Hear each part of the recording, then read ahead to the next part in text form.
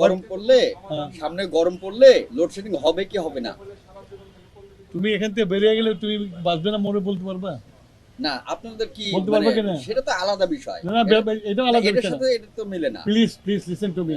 আমাদের জ্বালানি এবং বিদ্যুতের যে পরিস্থিতি সেটা তুলে ধরলাম এবং আমাদের জেলা প্রশাসক সাহেবদেরকে যে কিছুদিন আগে যে একটা কৃত্রিম সংকটের সৃষ্টি করা হয়েছিল সেখানে তারা একটা প্রোঅ্যাক্টিভ রোল প্লে করেছে এবং তাদের সহযোগিতায় আমরা যে কৃত্রিম যে একটা সমস্যা হয়েছিল সেই সমস্যা থেকে আমরা উত্তরণ করতে পেরেছি এবং তাদেরকে সেই ধন্যবাদটা দিয়েছি এবং আমাদের যে বিদ্যুৎ এবং জ্বালানির যে পরিস্থিতি সেটার সম্বন্ধে তাদেরকে অ্যাপ্রাইজ করেছি এবং তাদেরকে বলেছি এই ব্যাপারে তাদের সহযোগিতা করার জন্য।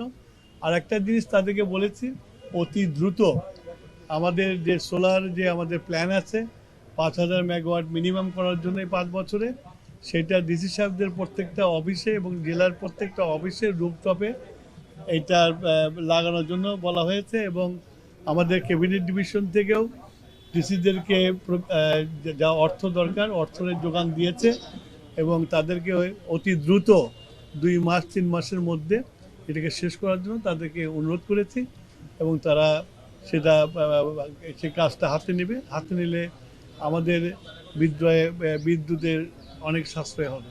লোডশেডিং একটা সাময়িক ব্যাপার ছিল, যেহেতু এটা মেশিন, সেই সময়টাতে 2টো মেশিন নষ্ট হয়ে গিয়েছিল। সেগুলো আমার মনে হয় কয়েকদিন আগে আমি একটা সেমিনারে বলেছিলাম 7 দিনের মধ্যে আবার লোডশেডিং শেষ হয়ে যাবে। এখন কোনো লোডশেডিং কোথাও নাই। যদি কোথাও বিদ্যুৎ না থাকে তাহলে লাইনের ফল্টের জন্য বিদ্যুৎ থাকে না, কিন্তু আমাদের যে জেনারেশন আছে সেই জেনারেশন দিয়ে আমরা লোডশেডিং মুক্ত রাখতে পারছি না। আগামীতে যে গরম পড়বে, গরম পড়ছে মানে আমি একটা কথা বললাম এখান থেকে, তো load shedding, please listen to me, okay? গ্রামে লোডশেডিং নাই।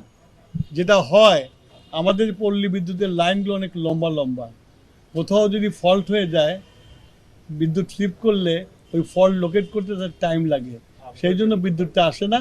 আবার লাইন ঠিক হয়ে গেলে বিদ্যুৎ চলে আসে। কিন্তু সামনে গরম পড়লে লোডশেডিং হবে কি হবে না? তুমি এখান থেকে বেরিয়ে গেলে তুমি বাঁচবে না মনে বলতে পারবা? না আপনাদের কি বলতে পারবে মানে কিনা? সেটা তো আলাদা বিষয়। না, এটা আলাদা এটার বিষয় না। সাথে এটা তো মিলে না। Please please listen to me. আমি আগে একটা কথা বলছি, মেশিন, যন্ত্র যদি হঠাৎ করে খারাপ হয়ে যায় তাহলে তো আমার সিস্টেম থেকে কিছুটা পাওয়ার তো চলে যাবে, তখন তো আমাকে লোডশেডিং দিতে হবে। কিন্তু মানে তেলের সংকটের কারণে ধরুন লোডশেডিং হবে এরকম কি? তেলের সংকটের কারণে কোনোদিন লোডশেডিং হয় নাই। আমার যেটুকু লোডশেডিং হয়েছিল তখন যন্ত্রের জন্য হয়েছিল, সেগুলো আবার ফেরত আসছে, এখন ঠিক আছে। তেলের কোনো সংকট কখনোই হয় নাই, এখনও হবে না, কখনোই হবে না, because I have got sufficient stock এবং আমরা পারচেস করেই যাচ্ছি। একটা পুরনো রোগ সারতে তো টাইম লাগে। আজকে ওইটা নিয়ে বৈঠক করেছি এবং আমি বলতে পারি যে এটা থেকে নিস্তারের জন্য একটা পথ বের করছি।